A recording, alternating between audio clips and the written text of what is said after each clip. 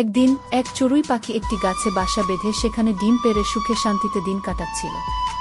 তার বাসা গাছের এক শাখা ছিল এবং সে প্রতিদিন খাবার খুঁজে এনে তার ডিমগুলোর যত্ন নিত।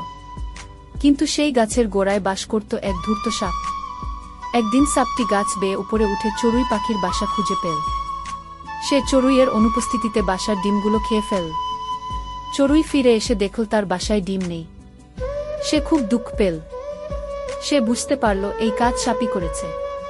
চড়ুই খুব বুদ্ধিমতী ছিল। সে প্রতিশোধ নেয়ার পরিকল্পনা করল। সে উড়ে গেল রাজপ্রাসাদের কাছে, যেখানে রানী গহনার খোলা বাক্সে বসেছিল। চড়ুই একটি উজ্জ্বল সোনার হার তুলে নিল এবং উড়ে চলে গেল। সৈন্যরা হারটি নিয়ে পালানো দেখে চড়ুইয়ের পেছনে ছুটল।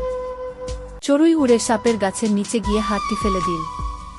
সৈন্যরা সেখানে এসে হার খুঁজতে গিয়ে সাপটিকে দেখতে পেল। তারা ধরে ফেল সাপটিকে এবং তাকে দূরে নিয়ে গেল। এইভাবে চড়ুই তার বুদ্ধি দিয়ে প্রতিশোধ নিল এবং এরপর আবার নতুন করে সুখে বাসা বাঁধল।